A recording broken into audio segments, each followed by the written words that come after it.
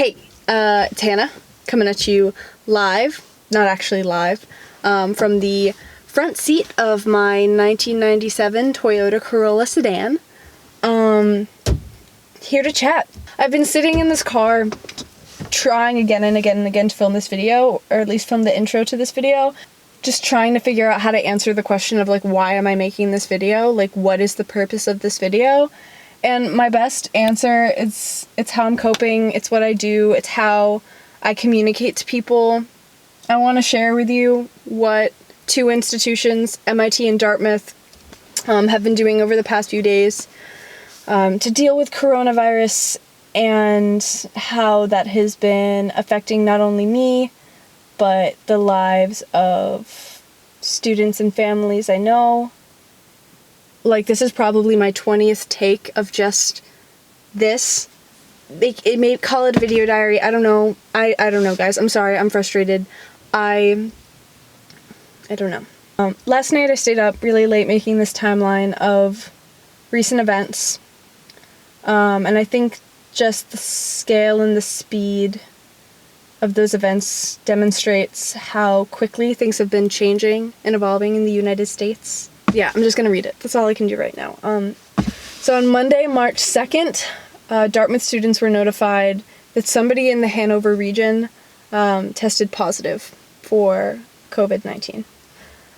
On Wednesday, March 4th, it was confirmed that that person was an employee at Dartmouth Hitchcock Medical Center, and they attended a Tuck business event, potentially exposing members of the Dartmouth community, of the graduate school, to be more specific. Travel restrictions were placed, we were given quarantine instructions, and spring break travel programs were canceled. On Friday, March 6th, study abroad programs were canceled. Dartmouth offered $5,000 to students who found something else to do in the spring because there was no housing for all those study abroad students on campus. So they were trying to encourage them to find other ways to occupy their time, or they offered to waive the $2,200 transfer fee to allow students to take eligible classes at nearby universities.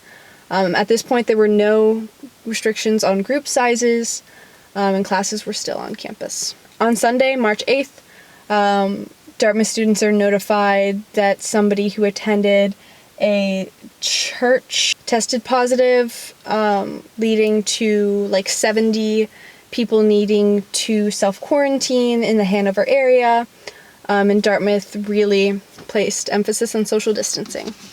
This is the point where things really start to ramp up. On Tuesday, March 10th, MIT follows Harvard and moves to cancel classes, kicks students off of campus, and switches to online after a 2-week break period.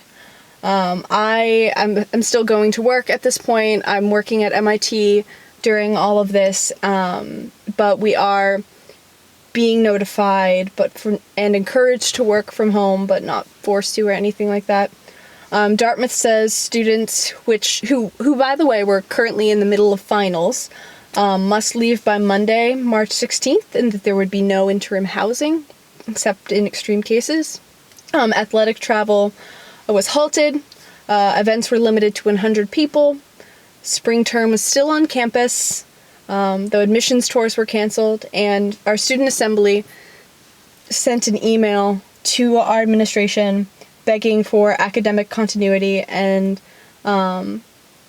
clarity, and asked that classes still be held on campus. On Wednesday, March 11th, the Ivy League became the first athletic league in the United States to cancel spring athletics outright, and we were told that we would be given a decision on the status of our spring term by Monday, March 16th.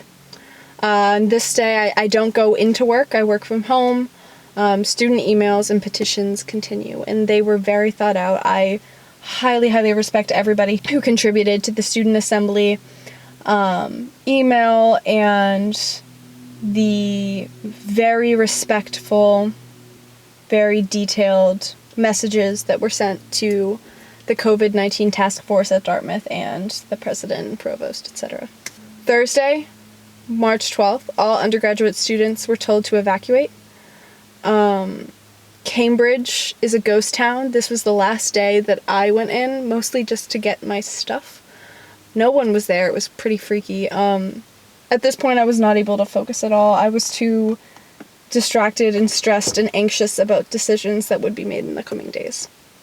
Then in the middle of the afternoon on the same day, I received the email early that Dartmouth would be online until at least May 1st, and that students were not allowed to stay on campus pending very extreme circumstances, and that Dartmouth was considering expanding its summer term, which is usually just a time where sophomores are on campus. They were considering expanding it, offering more classes, in case people wanted to make things up then and take this term off. On Friday, March 13th, Dartmouth announced that there would be a delay in when next term's tuition would be due, though that there would be no tuition refund. I am expecting refunds on like meals and housing at some level, but we'll be paying full tuition for the spring. It's my last day of my internship. I have my exit interview and everything from home.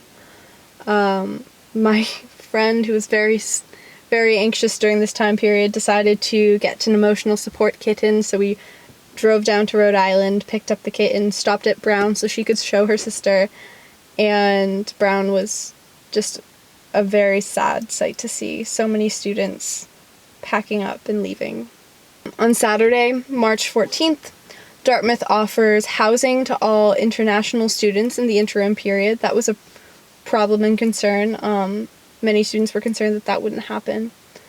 Dartmouth assures food assistance will still be available through March 16th for low-income students. Today, Sunday, March 15th, no huge emails and updates. People are not being great at practicing social distancing. Student Assembly emailed out a forum where you could ask questions for the administration regarding their response to coronavirus and what academics are going to look like over the next few months. And they're going to collate that information and try to create an FAQ page, which I thought was a great idea.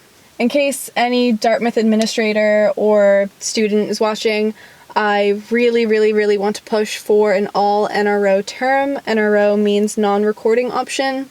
For those who don't know, it's pretty much pass-fail, but only pass-fail if you get below a certain grade. You can set the grade to whatever you want. So say you set it to a B. If you get below a B, it will just show up as a pass on your transcript. But if you get above a B, you'll get the letter grade.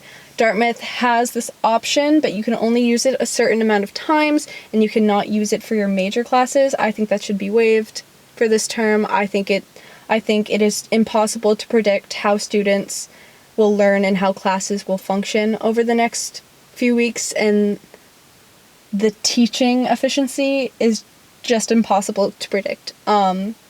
I think that option makes the most sense, and if you're watching this and you don't go to Dartmouth and you're home and you're stressed about how your home institution is going to handle grades, suggest a non-recording NRO.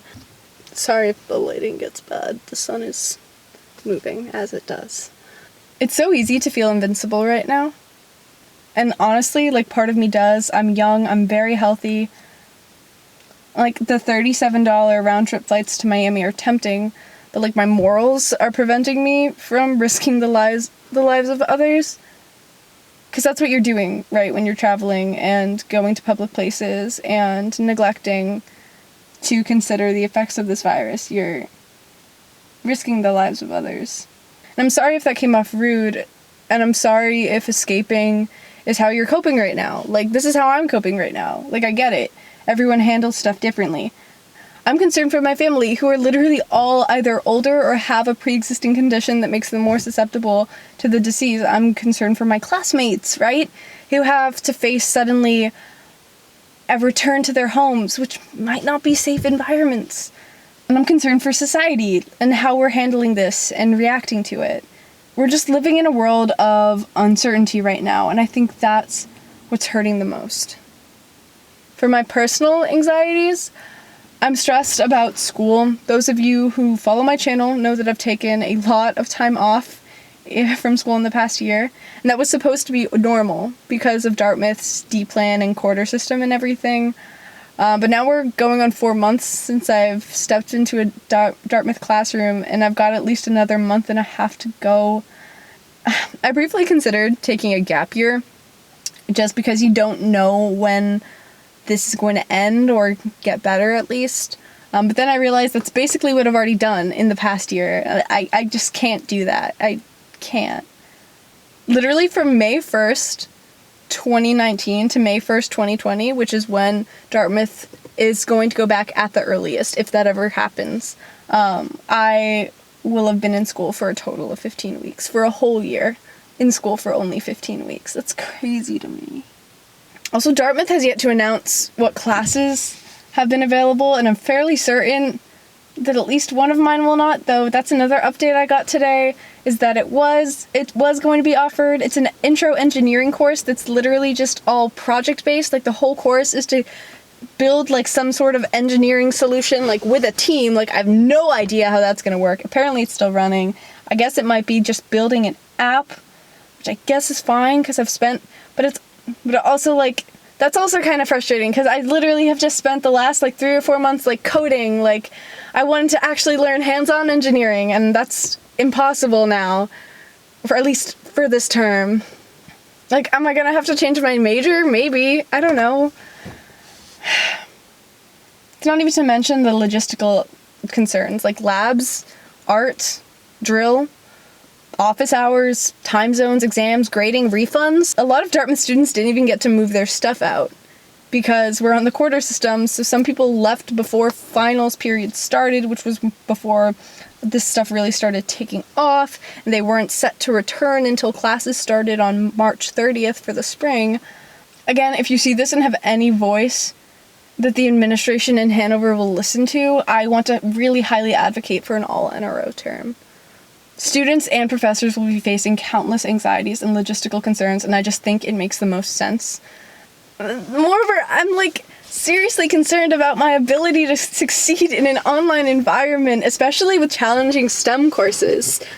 Home is not a quiet or spacious place for me, and libraries are closing every day.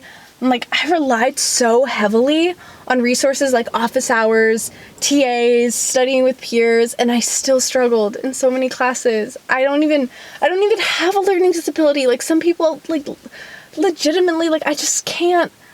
I just don't know what the future is going to look like. And I was going to save this part for a separate video on my internship at MIT, what I've been doing for the past few months. But basically, what I've been studying is literally online, heavily structured and designed e-learning courses that attempt to teach STEM.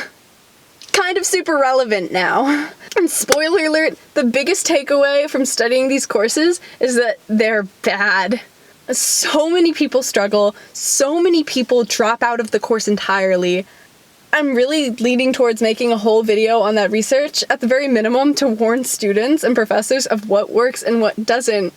Now, honestly, I can't even imagine being an international student right now. Katie, you made a video yesterday, and if you're watching this, I feel for you so much, and I'm sending strength your way as well. And another thing, the video that was supposed to go live this weekend was me opening up about being a first-gen low-income student. That takes on a whole new meaning now. It really does. Like, we don't have access to resources. Like, we don't. As you can tell, I'm very anxious and very stressed. I'm sure everyone who is watching this is on some level too. And if you're anxious too, I'm really sorry. But that's also okay. It's okay. A lot of changing, and everybody is facing new social responsibilities. I know I am going to try this, but I really encourage you to as well. Take this time to grow and meditate and reflect.